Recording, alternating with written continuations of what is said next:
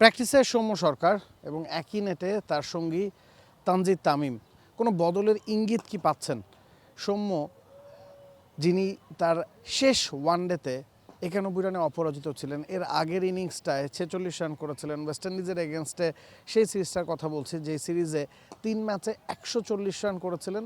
সেই সৌম্য এরপর থেকেই হঠাৎ করে যেন জাতীয় দলের মূল একাদশের বাইরে। হ্যাঁ, স্কোয়াডে আছেন, তবে একাদশের সুযোগ পাচ্ছেন না।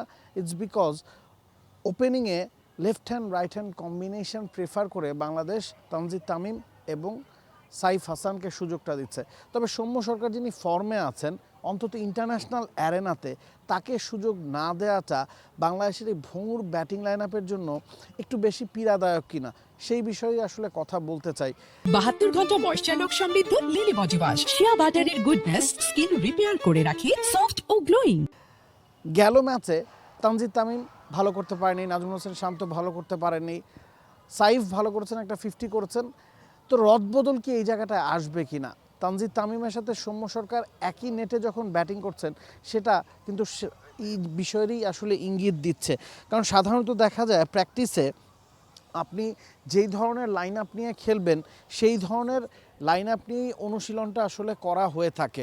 আমরা গেল ওয়ানডের আগে কিন্তু দেখেছি একই নেটে সাইফ হাসান এবং তানজিদ তামিম তারা ওপেন করেছেন, তারা প্র্যাকটিস করেছেন।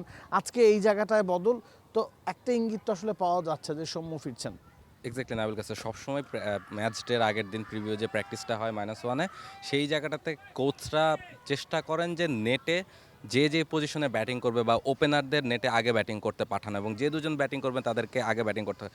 বলছি না সবসময় ব্যাপারটা অবভিয়াস, তবে ম্যাক্সিমাম ক্ষেত্রে তাই চেষ্টা করেন।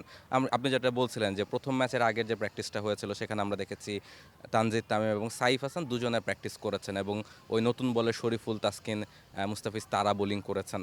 ফলে আজকে দেখছি মুস্তাফিজের এগেনস্টে সাইফ ব্যাটিং না করে সৌম্য এবং তানজিদ তামিম তারা দুজন ব্যাটিং করছেন। এবং সৌম্যর স্ট্যাট নিয়ে আপনি বলছিলেন, এখন সৌম্যকে যদি ইনক্লুড করতেই হয়, আপনি 4টা ম্যাচ তাকে খেলাচ্ছেন না, লাস্ট ম্যাচে 91 রানের একটা ইনিংসের পরেও, তার মানে আপনি এমন না যে আপনার ব্যাটিং লাইন আপটা খুব স্ট্রং, আপনার মিডল অর্ডারে স্ট্রাগল করছেন, আপনি ঘরের মাঠে 248 রানের টার্গেট চেস করতে পারছেন না, তার মানে আপনি নিশ্চয়ই চাইবেন যে আপনার ব্যাটিং লাইন আপটা স্ট্রং করতে।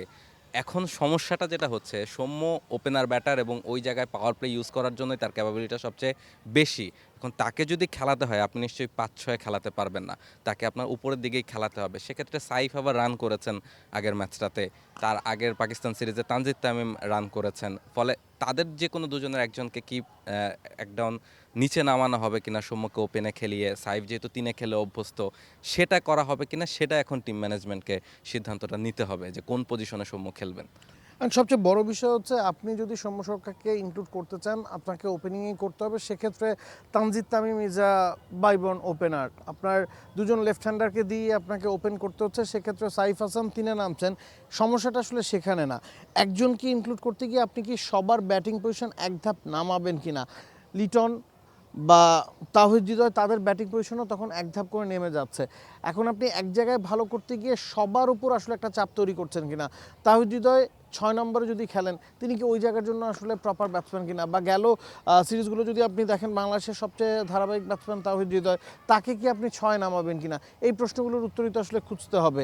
তারপরও মনে হচ্ছে যে এই ক্ষেত্রে সৌম্যকে প্রেফার করে অন্যদের কাছ থেকে ওই স্যাক্রিফাইসটাই এখন চাওয়া হতে পারে। এক্স্যাক্টলি, এবং সেটা করাটা খানিকটা লজিক্যাল কেন হবে? একটা ব্যাপার তো সৌম্যর ফর্ম, যেটা বলছিলাম যে তিনি রানে আছেন, মিডল অর্ডারে ব্যাটার নেই, এবং ব্যাটিংয়ের ডেপথটা বাড়ানো। আপনি যদি দেখেন 1, 2, 3, 4 নম্বরে লিটন দাস খেলছেন, 5-এ তাওহিদ হৃদয় খেলছেন, তারপরে কিন্তু বাংলাদেশের ব্যাটিং অর্ডারে আর কোনো ডেপথ নেই। আপনি 7 নম্বরে মিরাজ খেলছেন, কিন্তু তিনি অনেকদিন ধরে ব্যাটাতে রান করতে পারছেন না।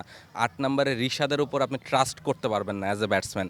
ফলে ওই ডেপথটা বাড়ানো, যে আপনার 3টা উইকেট চলে যাওয়া মানেই মনে হচ্ছে যে সেটাই শেষ স্বীকৃত জুটি, এরপরে আপনার আর কোনো সলিড ব্যাটার নেই। ফলে সেই জায়গাটাতে একটা আস্থা আনা, যে 6-এর হৃদয় যদি খেলেন, তাহলে সেই ডেপথটাও বাড়ে, যে তিনি আরও কিছুক্ষণ বোলারদের নিয়ে, প্রথম ম্যাচটা তো তিনি যে চেষ্টাটা করেছেন, সে বেশিক্ষণ ক্রিজে থাকার চেষ্টাটা, ফলে ব্যাটিং ডেপথটাও আমার কাছে মনে হয় বাংলাদেশের টিম ম্যানেজমেন্ট খানিকটা বাড়াতে চাইবে। সেক্ষেত্রে ওই স্যাক্রিফাইসটা, একটা করে পজিশন নিচে খেলার স্যাক্রিফাইসটা নিশ্চয়ই লিটন, তাহিদুদের জন্য খুব কঠিন হবে বলে মনে হয় না। লিটন 5-এ অনেক সময় খেলেছেন, এখন 4-এ খেলছেন, সৌম্য ইনক্লুড হলে 5-এ খেলতে হবে, হৃদয়কে 6-এ খেলতে হবে। আমার কাছে মনে হয় না যে এটা খুব বেশি ডিফিকাল্ট হবে।